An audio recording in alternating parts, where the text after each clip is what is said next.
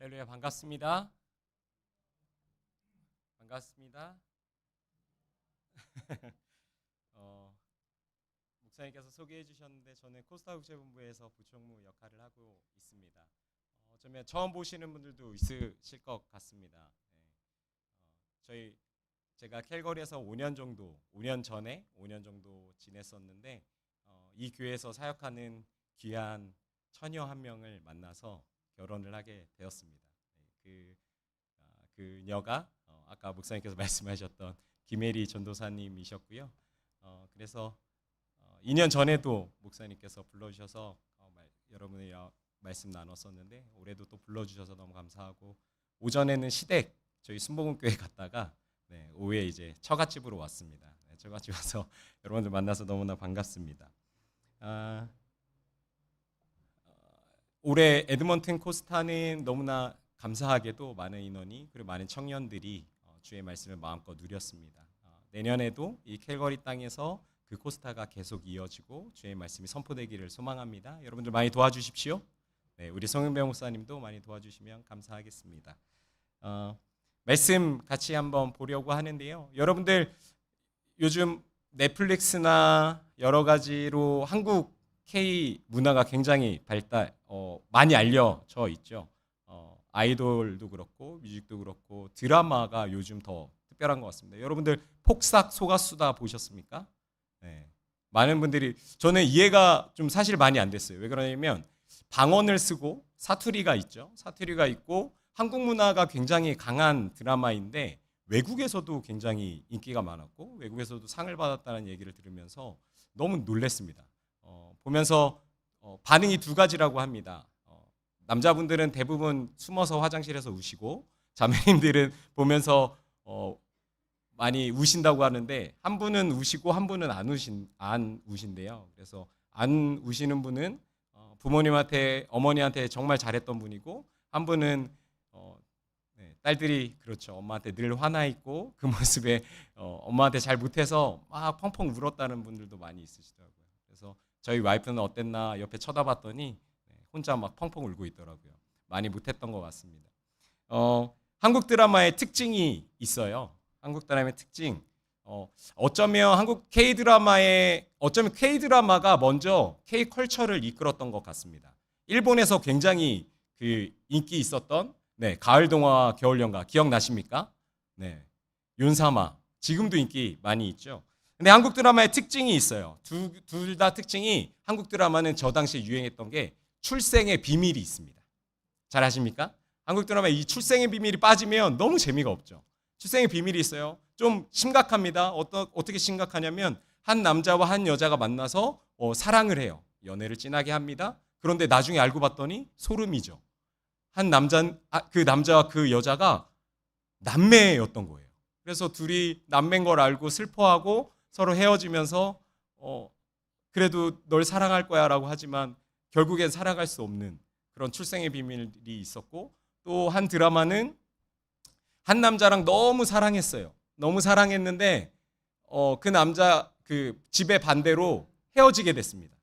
헤어지게 돼서 어쩔 수 없이 부모님의 말을 듣고 결혼을 하게 돼서 한 남자를 만났는데, 소름, 또 봤더니 그 남자가 형제라고 그러는 거예요. 이게 복잡한 잃어버렸던 형제였고 막 아주 꼬여 있습니다. 어쩌면 이 출생의 비밀이 이 옛날부터 되게 이슈가 됐었던 것 같아요. 미운 오리 새끼도 결국에 이렇게 들여다보면 출생의 비밀이 있는 거죠. 막 갑자기 섞여 있잖아요. 오리랑 뭐 그 백조인가요? 그 사이에 막 섞여서 자기가 오리인 줄 알고 혼돈하는 그 출생의 비밀이 있죠. 성경에도 출생의 비밀이 나오는 거 아십니까? 인물 혹시 아세요? 누구냐면 바로 모세입니다.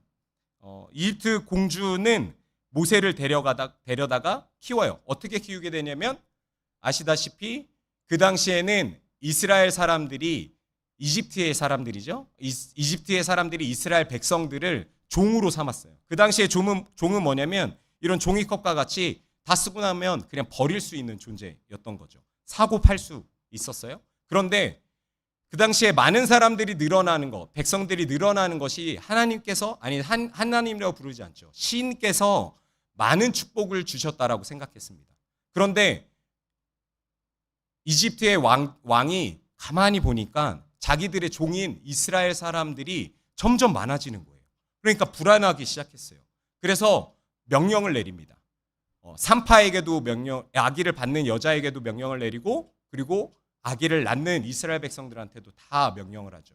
아기를 낳았을 때 남자 사내 아이면 그 자리에서 죽여라.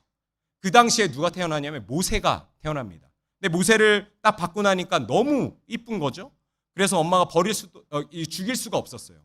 그리고 선뜻 산파가 보기에도 하나님께서 특별한 은혜를 주셨는지, 그리고 그 마음을 주셨는지 모르겠지만 이 아이를 보고 죽일 수가 없었어요. 그래서 산파는 조용히 물러나고 그 엄마가 100일 동안 아이를 키웁니다.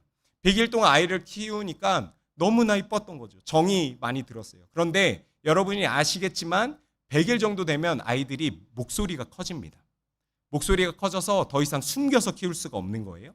그래서 그 아이를, 모세를 강가로 데리고 갑니다. 그리고 갈대상자에 띄어서 떠나보내죠. 멀리서 엄마가 그것을 보고 있었는데 마침 그때 이집트의 공주가 물놀이를 하다가 뭔가 떠내려오는 것을 보고 갖고 와봐라 라고 해서 봤더니 아기가 너무 이쁜 거예요. 너무 이뻤어요. 그래서 그날 당장 데리고 가서 아들로 삼습니다. 그래서 하루아침에 이집트의 왕자가 되는 것이 모세입니다. 그리고 모세가 자랐습니다. 출애굽기 2장 11절에서 12절 같이 한번 읽어보겠습니다. 시작.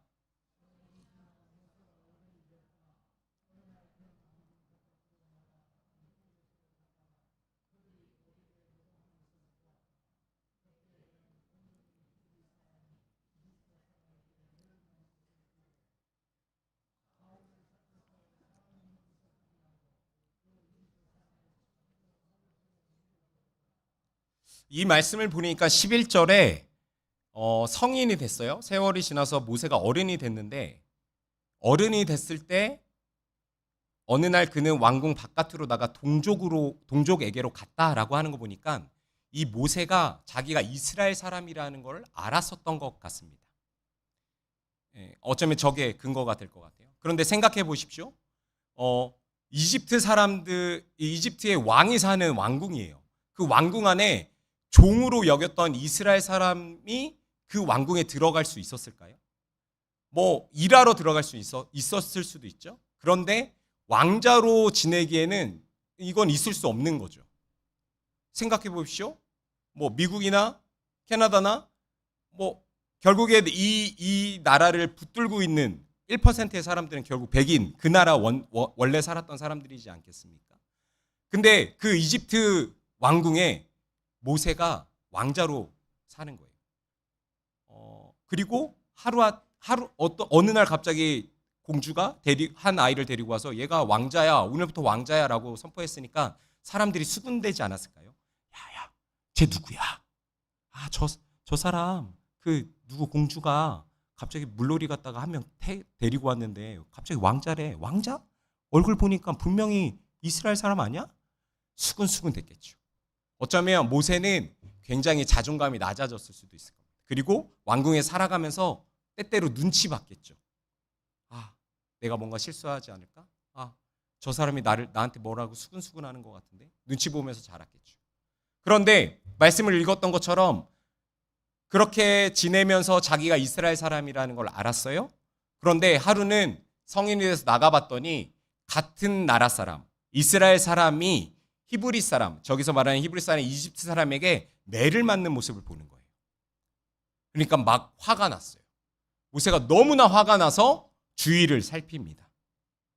주위를 살펴서 사람이 아무도 없는 것을 보고 이집트 사람을 쳐서 죽인 다음에 땅을 파서 묻어버립니다. 여기까지는 완벽한 줄 알았어요, 모세도. 갑자기 졸지에 살인자가 되었죠. 하지만 주변을 살펴서 아무도 없었기 때문에 자기는 완벽하게 사람을 죽였다라고 생각했어요. 출애굽기 2장 13절에서 15절 같이 읽어봅시다. 시작. 이튿날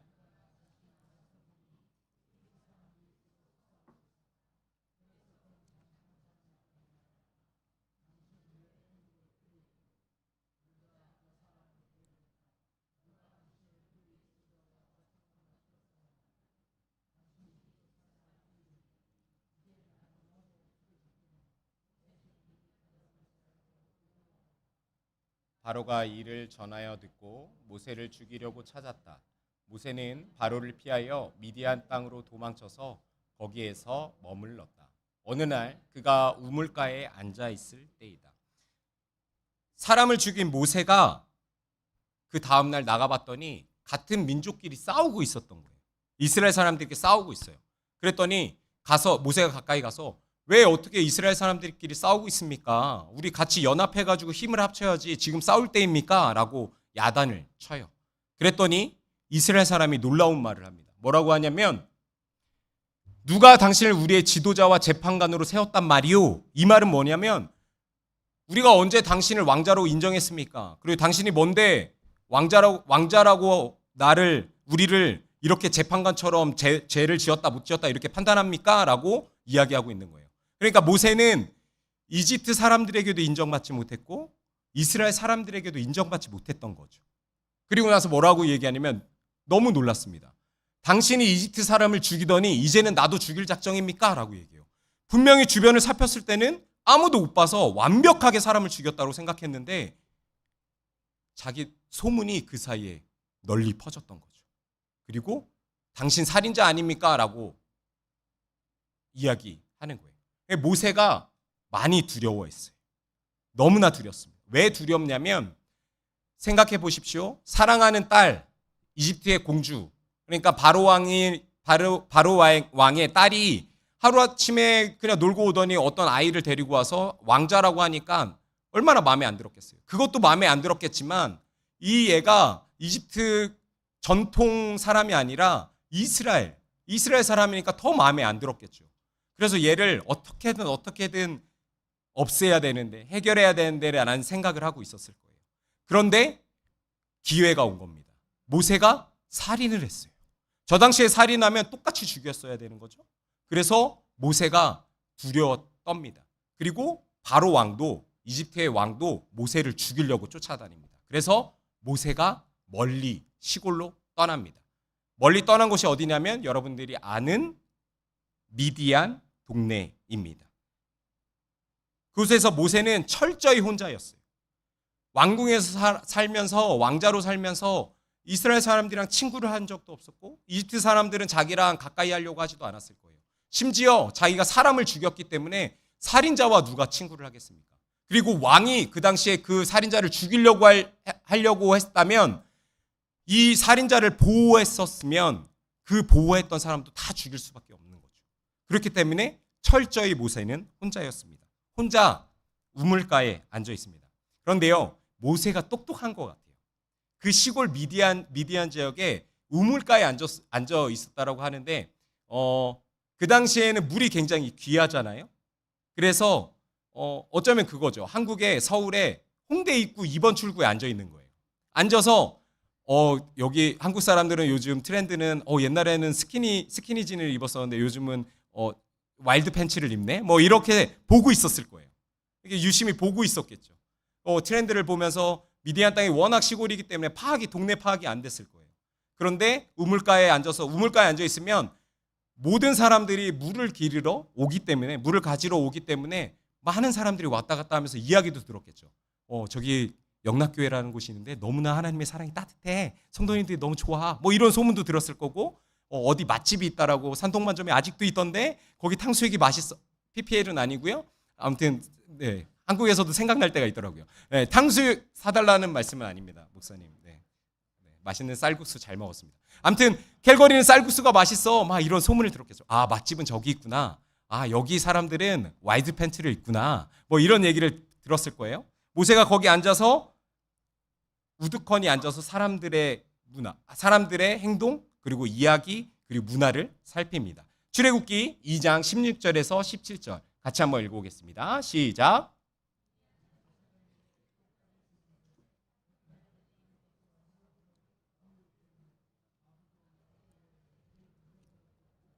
그런데 목자들이 나타나서 그들을 쫓아버렸다. 그래서 모세가 일어나서 그 딸들을 도와 양떼에게 물을 먹였다. 우리 모세 교회 오파야가 우물가에 혼자 앉아 있는데 미디안 제사장 7명, 자매 7명이 우물가에 옵니다. 싱글이었던 모세에게는 눈이 돌아갔겠죠. 자매가 7명이 오는 거예요. 자매 7명, 그러니까 제사장, 지금으로 치면 목사님의 딸 7명이 양들에게 물을 먹이려고 데리고 왔어요. 막 물을 먹이고 있었는데 그 당시에 물이 굉장히 귀하니까 다른 목자들도 오지 않았겠습니까? 어떤 목소리가 큰 남자 목자가 온 거예요. 남자 목자가 오더니 어이 저리 가 우리의 양떼부터 먼저 먹여야 돼 저리 가 그랬더니 이 힘이 없는 이 자매 7자매들이 밀려났죠. 우리 양떼도 먹여야 되는데 자리 뺏겼다 이러고 있었어요. 그런데 이제 누가 있습니까? 우리에게는 교회 오빠 모세 오빠야가 있잖아요. 그래서 모세 오파야가 이거 7자매가 이게 당하는 모습을 볼 수가 없죠. 교회 오파의 특징은 정의와 모든 그게 있습니다. 그래서 가서 아저씨 뭐예요? 이 사람들이 먼저 와서 양떼를 먹이고 있었는데 왜 당신이 갑자기 새치기 하더니 당신의 양떼를 먹입니까? 왜 저리 가세요? 그러니까 목소리 크니까 그 아저씨도 무서워서 뒷걸음치고 아가씨들 일로 오세요.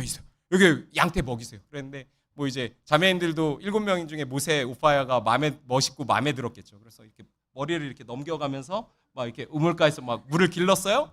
막 길렀는데 이제 모세 오파야가 이제 그걸 가만히 볼 수 없으니까 제가 할게요. 막 우물에서 막 물 떠다가 막 한 번도 그런 일 안 해봤을 텐데 왕자로 살았어서 그런데 막 힘 있는 척하면서 막 물 따라주고 막 그랬어요. 그리고 양떼에게 잘 물을 먹여서 집으로 되돌아갑니다. 집으로 되돌아갔는데 목사님이 놀란 거예요. 제사장이 놀란 거예요.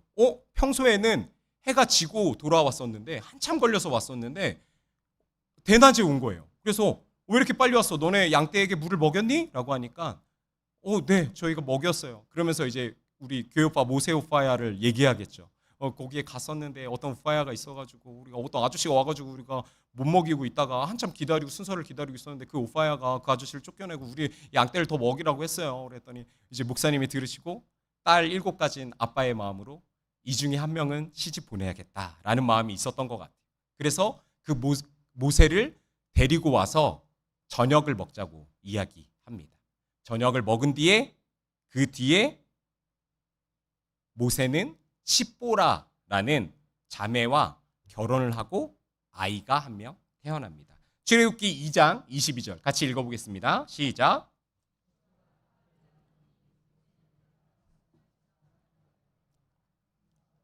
아들의 이름을 게르솜이라고 지었다. 장인어른의 양을 치는 목자가 돼요. 그런데 조금 삶의 간격이 있죠. 왕자로 살던 모세에게 얼마나 갭이 크겠습니까? 시골 굉장히 큰 도시에서 살다가 왕궁에서 살다가 시골로 쫓겨왔어요. 쫓겨온 것도 그냥 쫓겨온 게 아니라 살인자로 쫓겨온 거죠.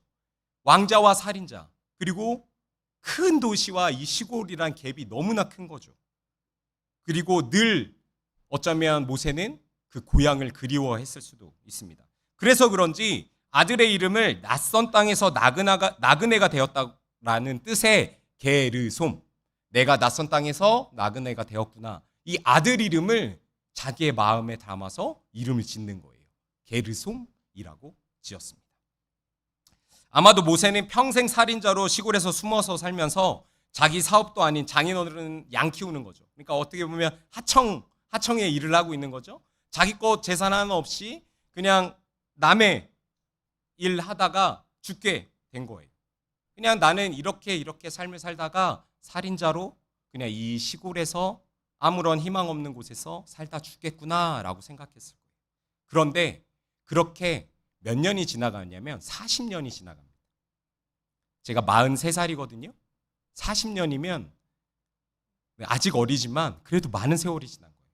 40년이면 그 당시에 아무리 오래 살았다고 하더라도 어쩌면 그 인생은 내가 여기에서 끝나겠구나라고 생각했을 거예요. 출애굽기 2장 23절입니다. 같이 한번 읽어볼까요? 시작. 세월이 많이 흘러서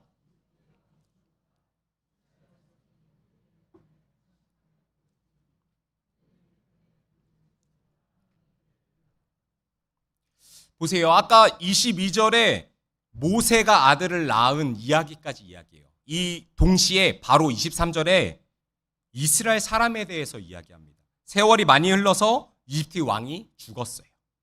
이스라엘 자손이 고된 일 때문에 탄식하며 부르짖으니 고된 일 때문에 부르짖는 소리가 하나님께 이르렀다고 말합니다. 모세를 성경이 주목하다가 갑자기 포커싱 아웃을 하더니 크게 확대해서 다시 이스라엘 백성들을 향합니다. 이스라엘 백성들은 하나님께 선택받은 백성들이었어요. 어렸을 때부터 하나님의 이야기를 굉장히 많이 들었을 겁니다. 이스라엘 사람들은 어렸을 때부터 여러분이 잘 아시겠지만 토라라고 해서 성경을 외우도록 했어요. 부모님이 계속 성경을 가르쳤고 중요한 말씀 계속 외우도록 했습니다. 그러니까 이야기를 들었겠죠. 태초에 하나님이 천지를 창조하셨다. 이 말씀부터 하나님의 말씀이시고 하나님이 우리를 모든 걸 만드셨고 우리의 주인 되신다라고 다 배웠어요. 그런데 이스라엘 사람들의 삶은 이 온 세상을 만드신 하나님의 자녀의 선택받은 백성들의 삶이 아니었던 거죠. 왜요? 현실은 자기가 살던 땅이 아니라 다른 땅에서 이집트의 종으로 살아가고 있었던 거예요. 그러니까 어쩌면 이스라엘 사람들이 느끼기에는 하나님, 우리가 하나님의 선택받은 백성이라고 하는데 이게 말이 됩니까? 하나님, 우리는 종으로 살고 있습니다. 이렇게 얼마나 탄식하면서 기도했을까요? 그런데 하나님께서 아무 말씀 안 하시는 거예요. 아무 말씀 안 하세요. 좀 뭐라고 말씀 좀 하셨으면 좋겠는데 아무 말씀 안 하시는 거예요. 어쩌면 이스라엘 백성들에게는 현실에 이집트에서 종살이하는 현실은 축복받은 삶이 아니라 자기들에게만 축복 외에 있는 삶이라고 생각했을 거예요. 그들은 이집트에서 노예였고 자기 나라도 아닌 이방인이었습니다. 이스라엘 사람들을 사고 팔면서 주인이 바뀌면 삶도 바뀌는 그 나그네의 삶을 살고 있었던 거죠. 매일매일을 맞아야 되고 일은 너무나 고됐습니다. 이스라엘 사람들이 느끼는 하나님은 천지를 창조하시고 위대하신 전능하신 하나님이 아니라 선택받은 백성들을 죽을 것 같은 고통 속에서도 침묵하시는 하나님이었을 거예요. 아무 말씀 안 하시니까요. 우리를 구원하시지 않으시니까요. 이게 얼마나 괴롭고 답답한 일이었겠습니까? 그런데 그 24절에 하나님의 그들을 향한 마음이 나옵니다. 같이 읽어보겠습니다. 시작.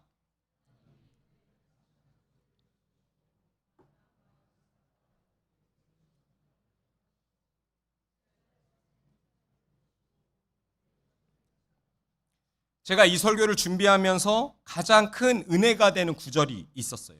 두 구절 발견하는데 첫 번째는 탄식하는 소리를 들으시고, 이스라엘 사람들이 너무나 탄식했어요. 살려주십시오. 저 좀 구원해 주십시오. 이게 우리가 하나님께서 선택한 백성들이 맞습니까? 제발 하나님이 살아계시다면 나 좀 살려주십시오 라고 간구했을 텐데 그 탄식 소리를 이스라엘 백성들은 침묵하시는 줄 알았어요. 너무나 침묵하셔서 하나님이 안 계시는 줄 알았어요. 그런데 하나님께서 뭐라고 말씀하시냐면 분명히 말씀하시죠. 탄식하는 소리를 들으시고, 탄식하는 소리를 들으시고. 여러분들의 삶이 고통스러운 것에 하나님이 같이 고통스러워하고 계시다는 거 아십니까? 여러분들의 기도 소리를 분명히 하나님께서 듣고 계십니다. 그러면 어쩌면 5년, 10년, 15년, 길게는 20년 기도하시는 것이 응답되지 않아서 답답하신 분이 있을 수도 있어요. 하지만 오늘 성경에서 분명히 하나님께서 말씀하시죠. 탄식하는 소리를 들으시고. 그런데 하나님께서 듣고 끝나는 게 아니라 뭐라고 말씀하시냐면 그들의 처지를 생각하셨다. 제가 가져온 성경의 버전은 세번역 성경입니다. 다양한 버전의 성경들이 있죠. 이 세번역 성경은 원어랑 가장 가까이 해석했다라는 번역이라는 이야기가 있어요. 그런데 그 번역에 의하면 그들의 처지를 생각하셨대요. 이게 이해가 되십니까? 하나님이신 분, 이 온 세상을 만드신 분이 나의 탄식 소리를 들으시고 그냥 듣고 끝나는 게 아니라 그래, 형훈이 이것 때문에 힘들지. 아이고, 그냥 듣고 끝나는 게 아니라 그 처지를 생각하셨대요. 여러분들의 처지를 생각하고 계십니다. 여러분들이 어떤 고통을 겪고 있는지, 또 어떤 갈등을 겪고 있는지, 답답하고 어려운 마음, 앞길이 보이지 않는 마음, 내가 이거에 집중해서 이걸로 내가 미래를 살아갈 거야, 이 마음으로 살아가려고 했었는데 순간 길이 막히고 순간 손을 놔야 되는 그런 일들이 이민사회에선 때때로 있죠. 그런데 여러분 기억하십시오. 하나님께서 여러분들의 탄식 소리를 들으십니다. 그리고 여러분들의 처지를 생각하십니다. 꼭 기억하셨으면 좋겠습니다. 어쩌면 많은 사람들이 멋진 비전을 품고 하나님께 주신 꿈을 가지는 것만이 하나님의 마음을 가진 거라고 생각할 수 있어요. 그런데 하나님의 마음이라는 것은 고통스러운 자들의 처지를 생각하는 것일 수 있습니다. 이게 하나님의 마음이잖아요. 탄식 소리를 들으시고 그들 탄식 소리에 그들의 처지를 생각하는 것. 이게 어쩌면 우리의 선교, 우리의 하나님의 크리스천으로서의 삶의 모습이지 않을까 싶습니다. 하나님의 그 마음, 긍휼한 마음, 그 마음이 바로 하나님의 마음입니다. 여러분들 마음 가운데 그 하나님의 긍휼하신 마음이 깊이 새겨지길 소망합니다. 하나님이 고통스러워하는 이스라엘 사람들의 처지를 생각하실 때 동시에 또 한 사람을 생각하고 계셨다라고 생각합니다. 바로 누굴까요? 모세예요. 모세의 현실은 삶을 체념하듯이 삶을 그냥 포기하듯이 40년을 시골에서 그냥 목자로 그리고 40년간 살인자로 그냥 살아갔을 수 있어요. 출애굽기 3장 4절입니다. 같이 읽어볼까요? 시작.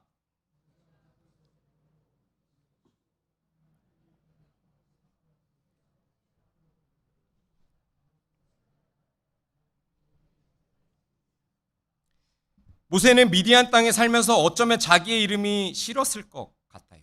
왜 그러냐면 모세의 이름의 뜻이 무엇이냐면 내가 그를 물에서 건졌다. 모세가 구원받았었잖아요. 내가 그를 물에서 건졌다. 구원받은 자라는 뜻이거든요.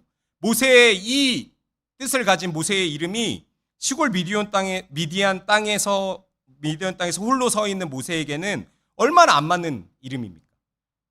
구원받은 자가 아니라 오히려 버림받은 자인 거죠. 그저 이름 없이 아들의 이름과 같이 나그네로 미디안 땅에서 그냥 그저 살고 있었을 거예요. 그런데 하나님이 그 이름을 기억하고 계셨어요. 왜요? 모세야, 모세야라고 하면서 하나님께서 모세를 직접 이름을 불러주시는 거죠. 출애굽기 3장 5절입니다. 같이 읽을까요? 시작. 하나님이 말씀하셨다. 이리로 가까이 오지 말아라. 내가 서 있는 곳은 거룩한 땅이니 너는 신을 벗어라. 미디안 땅은 거룩한 땅이 아니었습니다. 분명히 거룩한 땅이 아니었어요. 그냥 시골이었어요. 그리고 시골이고 그 안에 수많은 우상들이 있었겠죠. 누구나 떠나고 싶어하는 시골이었습니다. 저희 코스타가 팬데믹 전에 35개 지역에서 코스타가 열렸습니다. 왜 그러냐면 중국과 러시아가 그때 그 당시에는 문이 열렸어서 집회를 할 수 있었어요. 그런데 지금은 중국에서는 한 군데 정도 겨우겨우 하고 있고 러시아는 지금 전쟁 중이라서 열리지 않고 있습니다. 그래서 지금 25개 지역에서 하고 있는데요. 너무나 재밌는 게 있어요. 이 오세아니아 주 쪽으로 가면 호주와 뉴질랜드가 있잖아요. 뉴질랜드에 있는 아이들을 뉴질랜드가 그냥 큰 섬입니다. 이런 말하면 뉴질랜드 사람들이 정말 싫어하거든요. 남섬과 북섬이 있어요. 남섬과 북섬. 이 섬이 있는데 그나마 오클랜드에 사는 사람들은 수도기 때문에 자부심이 있습니다. 크라이처치는 저 구석에 있는 비행기 타고 가야 더 멀리 내려가야 되는 남섬에 있기 때문에 정말 시골이에요. 근데 크라이처치에 있는 청년들은 이야기를 하다 거기서 올해 코스타를 했었는데 그 청년들의 이야기하다 보면 앞으로 어떻게 하고 싶어요? 어떤 일을 하고 싶어요? 무슨 일을 하고 싶어요? 그래요? 여기서 잘 하면 좋겠다라고 하면 뭐 하고 싶은데 앞으로? 그러면 자기는 오클랜드 가고 싶대요. 오클랜드? 그래. 도시로 가고 싶대요. 그리고 11월 달에 오클랜드 청년 코스타, 유스 코스타가 있습니다. 11월 달에 유스 코스타 가보면 얘네들한테 물어보면 너는 이제 고3인데 뭐 대학교를 가니 아니면 직장을 잡았니? 그러면 대학교를 가겠대요. 그러면 대학교 어디로 가려고? 자기는 호주를 가는 게 꿈이래요. 크라이처치에 사는 애들은 오클랜드 사는 게 꿈인데 오클랜드 사는 애들은 호주 가는 게 또 꿈이래요.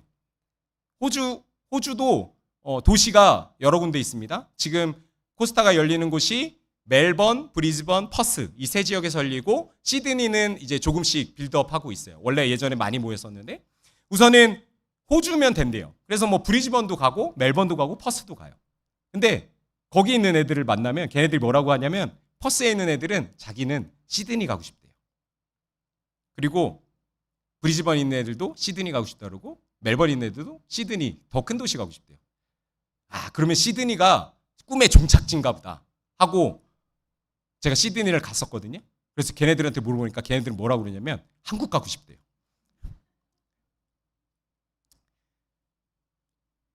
아마 에드먼튼에 사는 청년들이나 캘거리에 사는 청년들 여기 너무 좋으니까 여기 직항도 있잖아요. 예. 캘거리는 뭐 에드먼튼은 없어요 거기는. 이 캘거리가 너무 좋아졌는데 캘거리 사는 친구들이 때때로 얘기하기로 저도 있을 때 자기는 밴쿠버 아니면 토론토 가고 싶대요. 더 큰 도시. 그래서 제가 밴쿠버 가서 애들한테 물어봤거든요. 얘네들은 꿈이 1년에 한 번 한국 가는 게 너무 꿈인 거예요. 가서 올리브영을 다 털 생각을 하는 거죠. 다이소 가서 막 10만 원 넘게 써요. 다이소에서 10만 원 쓰기 쉽지 않은데 10만 원 넘게 쓰고 오고 싶어 하는 거죠. 그러니까 많은 사람들이 지금 서 있는 땅에 대해서 불만이 많아요. 여러분들은 충분히 만족하면서 사는 거 알고 있습니다. 이 캘거리 땅 너무 좋잖아요. 저도 너무 좋았어요. 그런데 많은 사람들이 이 땅만 떠나면 무엇인가 할 수 있을 거라고 생각해요. 여기만 벗어나면 된다고 생각해요. 아마 모세도 그랬겠죠. 미디안 땅이 시골이니까 여기만 벗어나면 뭐든 할 수 있을 것 같은데 자기는 40년 동안 매여 있었기 때문에 40년 세월을 거기 살았기 때문에 난 여기서 그냥 죽겠구나라고 생각했던 거죠. 재미도 없고 선한 것도 없고 미래도 없는 땅이라고 여러분들은 생각했어요. 여러분들은 어떠십니까? 이 땅이 미래도 없고 소망도 없으십니까? 청년들, 유스 친구들, 밴쿠버 가고 싶어요? 토론토 가고 싶어요? 아니면 미국 가고 싶어요? 여러분들이 서 있는 학교, 여러분들의 서 있는 직장, 여러분들이 서 있는 이 귀한 캐나다 땅이 어쩌면 때때로 불평이 끌어오르는 곳일 수도 있어요. 아, 내가 진짜 기회만 되면 다시 그냥 확 한국으로 돌아가? 뭔가 가면 그 땅은 거룩해 보이고 뭔가 좋아 보이고 풍성해 보여서 그 땅을 꿈꾸고 계시지는 않으십니까? 그런데 하나님이 그 땅을 두고 미디안 땅을 시골이라고 안 좋다고 모세가 그렇게 생각했던 그 미디안 땅을 두고 하나님이 뭐라고 말씀하시냐면 네가 서 있는 곳은 거룩한 땅이라고 말씀하세요. 네가 서 있는 곳이 거룩한 땅이다라고 말씀하세요. 아무리 저주받은 땅일지라도 하나님이 계시는 곳은 하나님이 우리와 함께 계시는 곳이 거룩한 땅입니다. 뉴질랜드, 크라이처치, 오클랜드, 호주, 퍼스, 멜번, 시드니, 이 캐나다, 캘거리, 에드먼튼, 밴쿠버, 토론토, 위니펙, 사스카추안 어디나 그곳이 척박한 땅이고 여기는 범죄도 많고 여기는 뭐 선한 것이 없다라고 느껴질지라도 그 땅은 물리적인 땅, 그냥 그 땅이 선하지 않다라고 생각하겠지만 그 선하지 않은 땅에 하나님이 함께 하시면 그 땅은 거룩한 땅이 됩니다. 여러분들의 삶에 축복합니다. 여러분들이 서 있는 직장, 학교, 그리고 가정, 어쩌면 수많이 꼬여있는 관계들 안에 그 하나님께서 임하셔서 거룩한 관계, 거룩한 직장, 거룩한 땅, 거룩한 가정, 거룩한 나라가 되기를 소망합니다. 그것은 여러분을 통해서 이루어 주실 거예요. 그런데 우리가 기억할 것은 그 하나님께서 우리와 함께 하실 때 가능하다라는 거죠. 거룩한 땅이라고 말씀하시고 모세에게 뭐라고 말씀하시냐면 신을 벗으라라고 말씀하세요. 신이라는 것을 제가 히브리어로 찾아봤더니 나알이래요. 그런데 무가치한 어떤 것의 상징이라고 이야기해요. 신이 무가치한 어떤 것에 대한 상징이래요. 제가 이 신발 한국에서 갖고 왔습니다.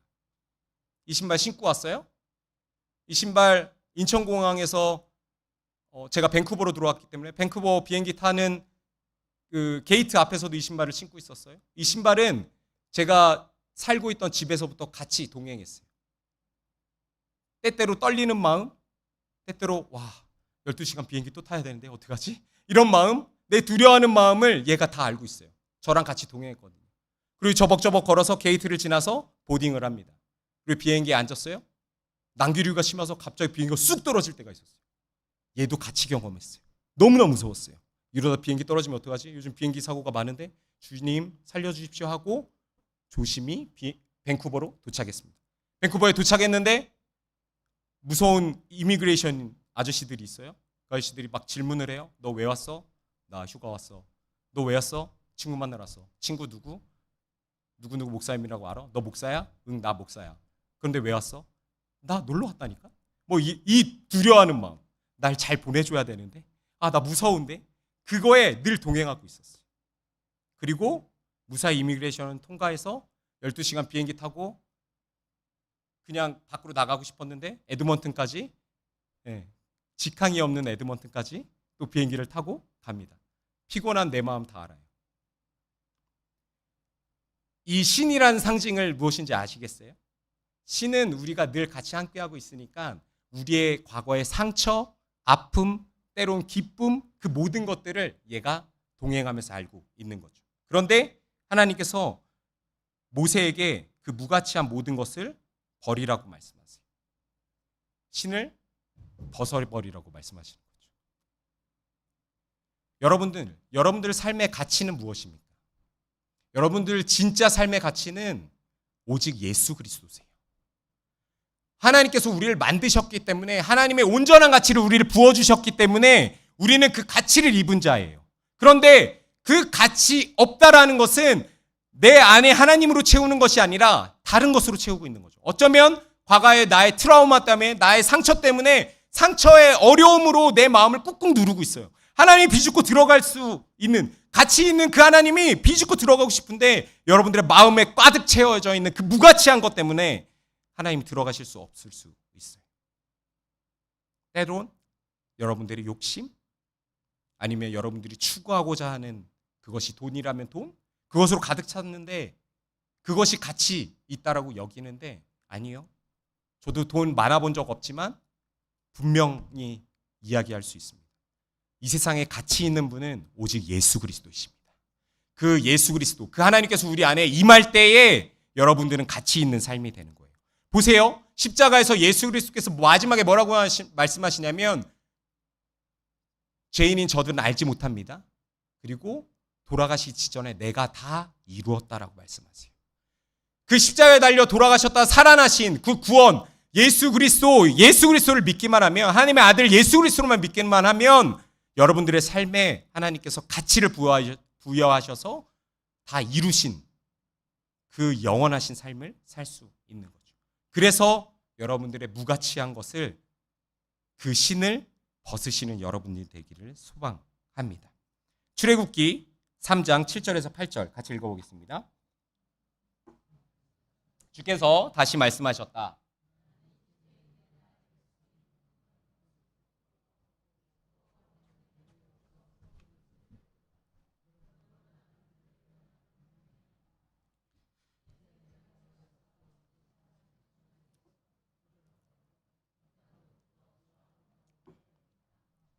꿀이 흐르는 땅, 곧 가나안 사람과 헷 사람과 아모리 사람과 브리스 사람과 히윗 사람과 성경에서 아주 중요한 것은 반복합니다. 반복한다는 것은 아주 중요한 내용이 있는 거예요.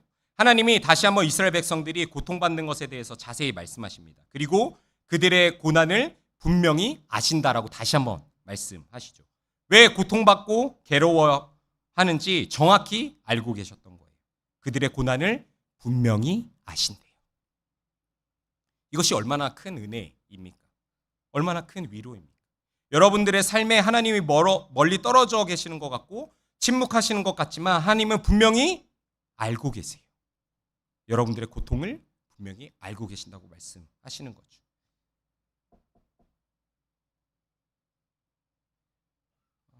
우리는 하나님이 모세를 부르시고 모세를 통해서 일하시는 것으로 알고 있어요. 그리고 모세를 그냥 도구로 생각하실 수 있습니다. 왜요? 이스라엘 사람들을 구원하기 위해서 리더로 모세를 세우셨기 때문에. 그런데 하나님이 그냥 모세에게만 소통하셔서 말씀하신 분이 아니라는 증거가 있습니다. 그게 뭐냐면 8절 말씀이에요. 이제 내가 내려가서. 이제 내가 내려가서. 이 말씀을 기억하십시오. 목사님 제가 몇 분까지 하면 되겠습니까? 상관없습니까? 괜찮습니다. 괜찮습니다. 네, 감사합니다. 그러면 한번 시도해 보겠습니다. 여기 사다리를 준비해 달라고 송영근 집사님께 말씀드렸는데, 네, 뒤에 있나요?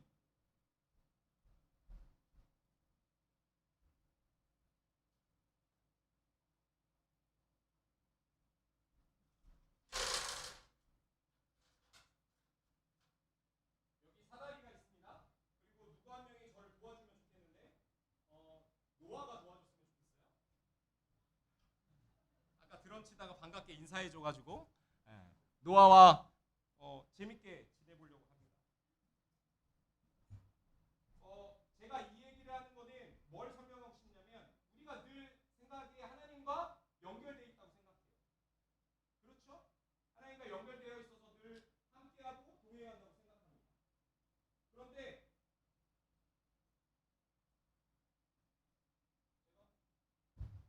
노아 팀을 묶을게요. 넌 하나님의 자녀, 하나님과 연결되어 있어. 연결되어 있죠? 꾹꾹 묶었어요. 그리고 내가 하나님 역할을 할게요. 내가 좋은 거 할게요. 하나님이 우리랑 깊은 교제하고 싶어 하셔요. 그리고 노아는 너무나 착해요. 그리고 교회 안에서 너무나 성실히 잘 지냈어요. 그래서 저와 끈끈이 연결되어 있어요. 노아야 나랑 같이 공놀이 하는 거야. 잘 잡아요. 잘한다. 난 너의 하나님이야. 난 너랑 친해. 이번에 연락 와서 잡아볼까? 잘 잡네. 뭐야?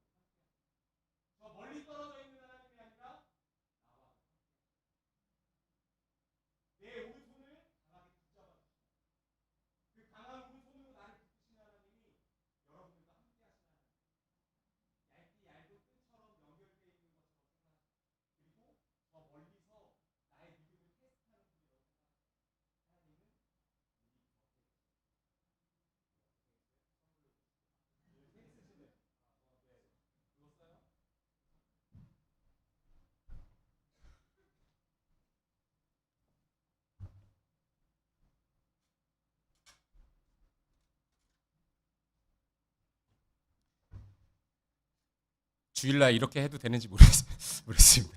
근데 조금 우리가 오해하고 있는 그 하나님에 대해서 조금 쉽게 이해하면 어떤 것이 있을까라는 고민을 하다가 좀 준비해서 말씀드립니다. 다시 한번 말씀으로 돌아갈게요. 하나님이 하나님의 뜻을 이루기 위해서 모세를 그저 도구로 사용하고 계시는 게 아니에요. 하나님의 일에 모세를 초청하십니다. 그리고 모세와 동행하고 동역하는 것으로 초청하시는 거죠. 이제 내가 내려가서의 모습이 복선이라는 걸 눈치채셨습니까? 예수 그리스도, 하나님의 아들이신 하나님이신 예수 그리스도께서 이 땅에 내려오셨잖아요. 인간의 모습으로 내려오셨어요. 그 인간의 모습으로 내려오신 그 예수 그리스도가 우리와 동일한 고통을 받으셨고 우리의 죄악 때문에 십자가에 돌아가셨다가 다시 살아나셔서 그 예수 그리스도를 믿기만 하면 우리는 구원을 받아요. 예수님이 그 멀리에서 신화처럼 그냥 계신 분이 아니라 하나님이신 분이 내려오셔서 우리에게 직접적으로 함께하고 계시는 거죠. 구약에서도 그 말씀을 하고 계시고 신약에서 예수 그리스도를 통해서 그 말씀이 성취되고 있는 것입니다. 여러분들 삶에서 여러분들과 동역하기 원하시는 하나님의 초대에 어떻게 반응하시겠습니까? 모세처럼 제가 어떻게 합니까? 저는 못합니다 하면서 자기 스스로 하는 것으로 착각하고 거절하고 피하고 계시는 분이 있으십니까? 그것은 자기 자신을 도구로만 생각하기 때문입니다. 얇게 연결되어 있는 나. 내가 실수하면 나 때문에 그 공을 못 받아내는 것처럼 느끼시는 분들이 계십니까? 그런데 하나님은 그런 분이 아니세요. 하나님께서는 내려오셔서 우리의 온손을 붙들고 함께 동역하자고 초청하십니다. 그리고 아까 공을 떨어뜨렸을 때 노아만 엎드려서 공을 찾는 것이 아니라 하나님께서 그 노아와 동일하게 똑같이 엎드려서 찾아요. 그래서 우리는 때때로 힘들 때, 어려울 때 그 끝에서 누구를 만날 수 있냐면 하나님을 만날 수 있는 것이죠. 다른 사람들은 다 떠나요. 다른 신들은 자꾸 정성을 들이래요. 그래야지만 뭐 사탕 하나 주듯이 사탕 하나 받는 것처럼 기뻐해요. 그런데 하나님께서는 그렇게 하지 않으셨어요. 어려울 때, 힘들 때 그 끝에서 예수 그리스도께서 서 계시는 거죠. 그 예수 그리스도를 만나는 여러분들이 되길 소망합니다.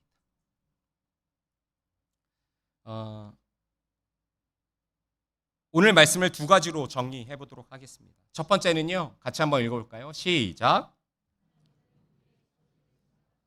하나님은 우리의 처지를 생각하십니다. 하나님이 너무도 고요하고 아무 말씀 안 하시고 침묵하시는 것 같은데 당장 어떤 한마디라도 좀 하시면 좋겠는데 아무 말씀 안 하세요. 그래서 내 삶과 내 상처와 내 필요와 내 슬픔과 상관없는 분으로 여기고 계십니까? 이스라엘 백성들처럼. 그런데요, 하나님은 지금 이 순간에도 우리의 처지를 생각하고 계십니다. 얼마나 인격적인 분이십니까? 그들의 처지를 생각하셨다. 우리의 처지를 생각하신다. 이 세상에 어떤 신이 인간의 처지를 생각하면서 긍휼히 여기는 신이 있습니까? 모든 종교는 인간의 정성을 요구합니다. 그 정성에 신이 감동했을 때 무엇인가 선물 주듯이 필요를 채워주듯이 하죠. 그러나 하나님은 이미 우리의 처지를 알고 계시고 생각하시는 분이십니다. 그렇게 죄인인 우리가 영원히 죽어야 하는 처지인지를 이미 알고 계셨어요. 그래서 예수 그리스도를 내려주셨던 거죠. 이 땅에 보내주셨어요. 그 예수 그리스도를 믿기만 하면 우리는 영원한 생명을 얻습니다. 진정한 가치가 우리 안에 채워지는 거죠. 우리의 정성과 상관없이 죄인인 우리에게 산 제물이신 독생자 아들 예수 그리스도를 죗값으로 먼저 내놓으신 분이 하나님이세요. 여러분들이 먼저 내놓으셨습니까? 아니요. 하나님께서 먼저 자기 아들을 내놓으셨어요. 여러분이 아무리 답답하고 이해할 수 없는 상황일지라도 때로는 너무 평온하신 분들도 있을 거예요. 그런데 이 평온한 가운데 혹여나 어려움이 그리고 그 어려움 가운데 있는 분들이 있다면 두려워하지 마십시오. 걱정하지 마십시오. 하나님은 우리의 처지를 생각하시는 분이십니다. 두 번째예요. 같이 읽어볼까요? 시작. 우리의 신앙은 신을 벗는 훈련이다. 출애굽기 3장 5절에 하나님이 말씀하셨다. 이리로 가까이 오지 말아라. 내가 서 있는 곳은 거룩한 땅이니 너는 신을 벗어라. 출애굽기 3장 5절은 출애굽 가정과 우리 신앙의 복선이에요. 우리의 신앙은 신을 벗는 훈련입니다. 치열하게 우리가 평생 싸워야 할 것은 그 구주자 되신 예수 그리스도를 믿음으로 믿어야 되는데, 그 믿음을 믿으려면 다른 가치 있는 것에 눈에 돌아가면 안 되잖아요. 온전한 가치이신 예수 그리스도를 바라봐야 되잖아요. 신은 무가치한 것이라고 했습니다. 신발을 말하는 거예요. 우리에게 가치 있는 것은 오직 예수 그리스도이세요. 그 가치로 우리를 채워야 됩니다. 나를 계획하셨고 나를 만드셨고 죄인인 나를 독생자 예수 그리스도의 피값으로 제 값을 모두 치르고 구원하셔서 가치 있는 존재로 부르신 거죠. 모든 죄의 값을 치르셨기 때문에 우리는 하나님처럼 가치 있는 존재, 하나님의 자녀가 되는 거죠. 우리는 무가치한 것들을 힘들게 내려놓는다고 생각해요. 이걸 포기하고 하나님 선택해야지. 이거 포기하고 하나님 선택해야지. 좁은 길 걷는다고 생각해요. 무가치한 것은 내려놓는 것이 아니라 하나님께 올려드리는 거예요. 이 개념을 조금 다르게 생각하셨으면 좋겠습니다. 올려드릴 때 그 무가치한 것을 채우시는 하나님이에요. 그래서 하나님께서 구하라, 찾으라, 두드리라. 그게 복음에 대해서도 말씀하시고 구원에서도 말씀하시는 거지만, 네 먹을 거에 대해 걱정하지 마. 먼저 그의 나라와 그의 일을 구해라고 말씀하시는 거죠. 네가 가치 여기는 거, 돈이 가치 있다고 생각하는데 그걸 내려놓는 것이 아니라 하나님 앞에 맡겨드리는 거예요. 그러면 하나님께서는 채워주시는 거죠. 모세가 출애굽을 준비하면서 10가지 재앙을 경험하죠. 여러분이 잘 아시는 것처럼 그 당시에 신들의 상징이었어요. 10가지가 모두. 파리, 그 당시에 파리도 우상이었던 거죠. 그 강도 우상이었던 거고, 개구리도 우상이었던 거예요. 그런데 하나님께서 보여주고 싶으셨던 건 뭐냐면, 그 10가지 재앙으로 표현하셔서 그것을 이기시는 분이 하나님이시라는 것을 보여주시는 거지. 그러면서 그 과정에서 모세는 하나님에 대해서 알아가게 되고 무가치한 것들을 내려놓으면서 훈련의 과정을 겪었던 거죠. 그러면서 그 가치가 무엇인지, 그리고 온전한 것이 무엇인지 기억하게 된 거죠. 우리의 신앙도 그 무가치한 것을 하나님께 올려드리는 훈련이 되어야 합니다. 마지막입니다. 지금 이 순간문에도 우리의 처지를 생각하시는 하나님께 우리의 모든 무가치한 것을 올려드리고 거룩하신 하나님과 동행하며 그분과 마주하는 저와 여러분 되기를 소망합니다.